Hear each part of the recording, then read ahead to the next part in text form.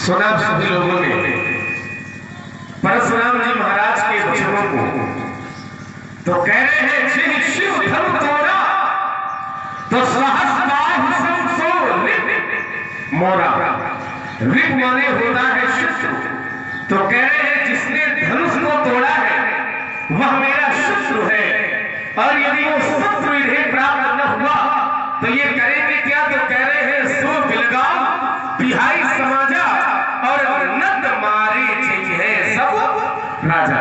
धनुष तोड़ने वाला यदि नहीं प्राप्त हुआ तो समस्या राजाओं के लिए है, और उनमें भी एक दो राजा नहीं बल्कि नद मारे चाहिए सभी राजा मारे जाएंगे। मैं विचार यह करने लगा कि परशुराम जी महाराज धनुष तोड़ने वाले को अपना शत्रु मान रहे हैं। क्यों मान रहे हैं? क्योंकि धनुष तोड़ने वाले ने भगवान शंकर जी का धनुष तोड़ दिया है, और शंकर जी परशुराम जी के गुरु जी हैं, शंकर जी परशुराम जी के आराध्य हैं, इसलिए परशुराम जी धनुष तोड़ने वाले को अपना शत्रु मान रहे हैं। ध्यान देना जरा, धनुष तोड़ने वाले ने तो शंकर जी का धनुष तोड़ा है, लेकिन तुमने तो महाराज शंकर जी के लड़का का नाम तोड़ दिया। शंकर जी के पुत्र का नाम गणेश जी, लोग कहते भी है जय गणेश जय गणेश जय गणेश देवा, और माता जी की पार्वती तो पिता महा। भगवान शंकर के पुत्र का नाम गणेश जी, और गणेश जी के पहले दो दांत थे। कितने थे? दो। अब क्या कहा जाता है? एक दंत दयावंत, एक दांत ही तोड़े बैठे। समझो, स्वयं ने भगवान शंकर के पुत्र का यदि दांत तोड़ दे तो कोई बात नहीं, और दूसरा यदि शंकर जी का धनुष तोड़ दे तो धरती पलटने के लिए तैयार खड़े। तो ये जो दोहरा मापदंड आप अपनाए हो, ये दोहरा मापदंड क्यों अपनाए हो? धनुष तोड़ने वाले ने कोई अनुचित कार्य नहीं किया है। राजा जनक का ये प्रण था कि जो धनुष को तोड़ देगा उसी के साथ सीता का विवाह होगा, और किसी की कन्या का विवाह हो जाए, ये तो बड़ी अच्छी बात है। धार्मिक कार्य है, मांगलिक कार्य है, सब लोग प्रसन्न है। तो जब सब लोग प्रसन्न है, क्योंकि जैसे ही धनुष टूटा तो स्थिति यह हो गई कि दो चार खंड में डारे और देख लोग सब भये सुखारे। तो जब सब सुखी है तो आपका महाराज सुखी हो जाए। मारकाट की बातें सारे कर रहे हैं। धनुष टूटने पर भी इतना क्रोध है। आज तो एक ही धनुष टूटा है। मैंने अपने बचपन में न जाने कितनी जमीनियां तोड़ दी, तब आपने कभी ऐसा क्रोध नहीं किया जैसा क्रोध आप आज कर रहे हैं। तो ही तोरी ललिताई, लेकिन कमर में अश्री शीन गोसाई, कभी आपने ऐसा क्रोध नहीं किया है जैसा क्रोध आप आज कर रहे हैं। तो क्या इस धनुष से आपको ममता है? अच्छा, ममता भी दो प्रकार की होती है। आचार्य कहते हैं एक ममता व्यक्ति संसार के प्रति करता है, और एक ममता व्यक्ति भगवान के प्रति करता है। जननी जनक बंधु सुत दारा और तन धन भवन सुहृद परिवारा। एक ममता माता पिता भाई बहन पति पत्नी घर संपत्ति आदि से की जाती है, और एक ममता भगवान के चरणों से की जाती है। लेकिन इन दोनों में श्रेष्ठ कौन है, अच्छी कौन है? जो भगवान के प्रति की जाए वो ममता सही है, लेकिन जो ममता संसार के प्रति की जाए उस ममता को हमें त्याग देना चाहिए। लेकिन परशुराम जी महाराज धनुष से ममता क्यों कर रहे हैं? आखिर धनुष से ममता करने का कारण क्या है? एक धर्म पर ममता के हेतु, इस धनुष पर आपकी ममता का हेतु क्या है वह मैं जानना चाहता हूँ। राजकुमार लक्ष्मण, तुम्हारा पहला बिंदु है कि परशुराम जी की एक घोषणा हो गई है कि सभी राजा मारे जाएंगे। हो गई। कहता है कि एक दो राजाओं को मारने से काम नहीं चलेगा। नहीं चलेगा, चल सकता था तब जब राजा जनक ने अपने बंदियों के माध्यम से जो प्रण की घोषणा कराई थी। यदि एक दो राजाओं के लिए कराई होती तो हमारी भी घोषणा एक दो राजाओं को मारने की होती। लेकिन राजा जनक ने जब अपने प्रण की घोषणा बंदियों के माध्यम से कराई थी, बंदियों से कराई थी, तो एक दो राजाओं के लिए नहीं कराई थी। किससे कराई थी? कितने लोगों के लिए कराई थी? कैद बजाए कहो पनमोरा, चले भात ही हरत थोरा, बोले बंदी वचनवर सुनो सकल महिपाल। सभी राजा सुने।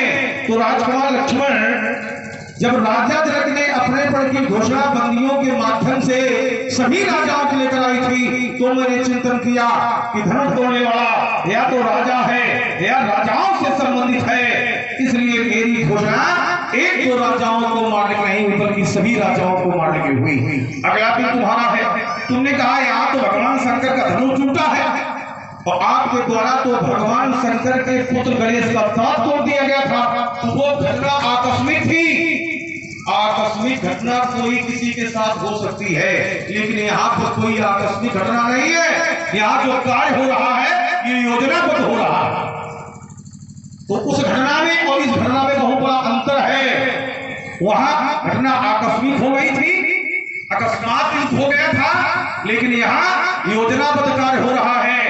इसमें संशोधन हो सकता था, क्योंकि राजा जनक का उद्देश्य यह था, राजा जनक का उद्देश्य यह था कि हमारी पुत्री सीता के लिए श्रेष्ठ वर प्राप्त हो जाए, ये उद्देश्य था। तो राजा जनक को करना क्या चाहिए था?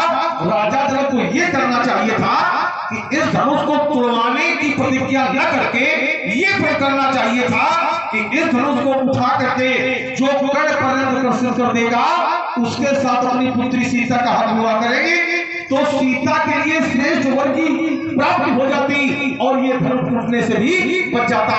तो वहां की घटना में और यहाँ की घटना में बहुत बड़ा अंतर है। यहाँ जानबूझ करके कार्य किया जा रहा है, वहां जानबूझ करके कोई कार्य नहीं किया गया था।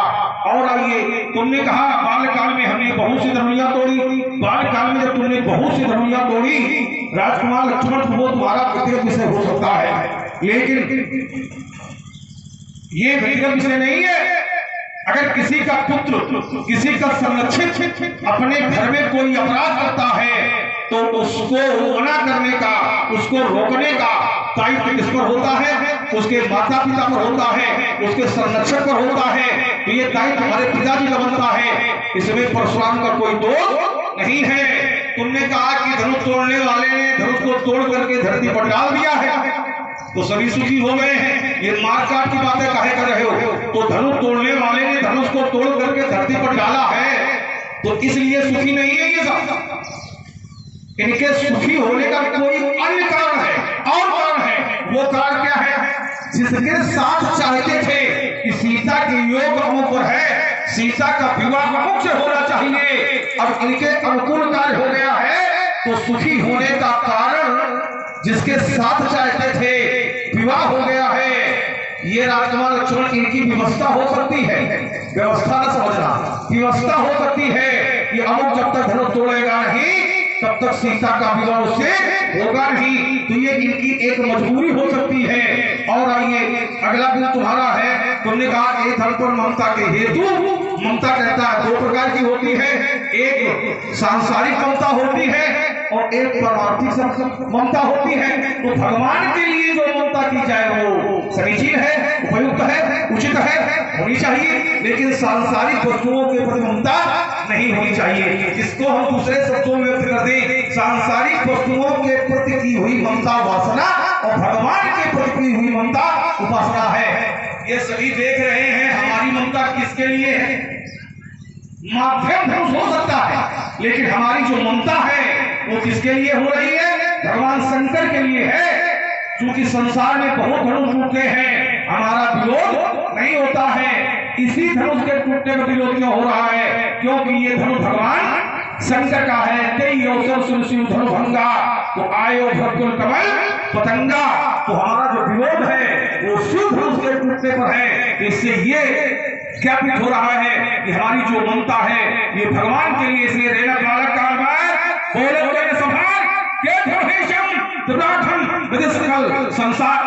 आप कहते हैं महाराज कि हमें ममता भगवान से है, धनुष तो माध्यम है। देखिए, धनुष माध्यम भी यदि है तब भी धनुष से ममता नहीं करनी चाहिए, माध्यम पर भी ममता नहीं करनी चाहिए। जैसे शंकर जी का यदि कोई मंदिर है तो एक लोटा जल चढ़ाता काल में भक्त शंकर जी पर चढ़ाते हैं जाकर के, तो पात्र की प्रति ममता न हो। जैसे एक लोटे के माध्यम से शंकर जी पर जल चढ़ाया जाता है तो हम ममता पात्र से न करें, लोटे से न करें, ममता भगवान सत्तर से करें। क्यों? क्योंकि जो माध्यम है पात्र, हो सकता है कल बदल जाए, न बदल जाए, हो सकता है कल नष्ट हो जाए। कहने का तात्पर्य यह कि माध्यम नष्ट हो सकता है, लेकिन भगवान कभी नष्ट होने वाले नहीं है। पात्र कल था, आज नहीं रहेगा। धनुष ये कल था, लेकिन आज टूट गया। ऐसे ही ये संसार आज है, लेकिन कल नहीं रहेगा। ठीक वैसे ही भगवान सत्तर कल भी थे, भगवान सत्तर आज भी है, और भगवान सत्तर कल भी रहेंगे। हम रहे न रहे, लेकिन भगवान कल भी थे, भगवान आज भी है, और भगवान आगे आने वाले समय में भी रहेंगे। इसलिए ममता केवल और केवल भगवान के श्री चरणों से की जाए। क्योंकि आचार्य कहते हैं सबके ममता तार बटोरी, और मम पद मन बांध पर डोरी। ममता केवल भगवान के चरणों से की जाए, और जो ममता भगवान के चरणों से की जाती है वो ममता पवित्र होती है। आपने उदाहरण भी दिया कि ममता यदि संसार के प्रति की जाए तो वो वासना होती है, और ममता यदि भगवान के प्रति की जाए तो वो उपासना होती है। कैसे? देखिए, ममता वही है, संसार से करे तो बुरी है, और भगवान से करे तो अच्छी है। ऐसा क्यों? ऐसा इसलिए, उदाहरण हम आपको और दे दें। जैसे मदिरा चाहे गंगा जल से क्यों न बनाई जाए, ध्यान देना जरा, मदिरा चाहे गंगा जल से क्यों न बनाई जाए, लेकिन साधु संत कभी भी मदिरा का पान नहीं करते। माने गंगा जल से मदिरा बनी है, लेकिन मदिरा को अच्छा नहीं माना गया है। ठीक वैसे ही मदिरा यदि गंगा जी में मिला दी जाए, ध्यान देना, दोनों बातों में अंतर है। गंगा जल से मदिरा बने तो अच्छी नहीं मानी जाए, लेकिन मदिरा को यदि गंगा जी में मिला दिया जाए तो उसी का पान साधु संत कर लेंगे। क्यों कर लेंगे? क्योंकि मदिरा गंगा जी में मिलने के बाद वो बुराई समाप्त हो जाती है और अच्छाई हो जाती है।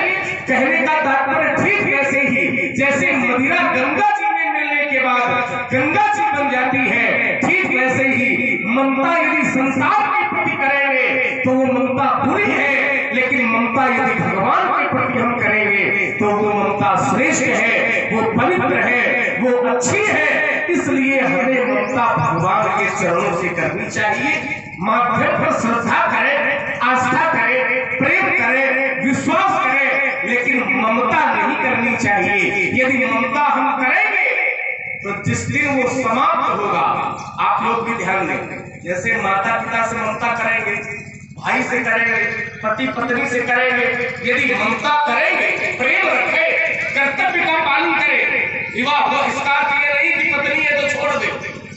पत्नी यदि है तो हमारा विवाह हुआ है तो हम अपने कर्तव्य का पालन करें कि पत्नी के प्रति क्या कर्तव्य है, माता के प्रति क्या कर्तव्य है, पिता के प्रति क्या कर्तव्य है, भाई के प्रति क्या कर्तव्य है। लेकिन ममता में न फंसे।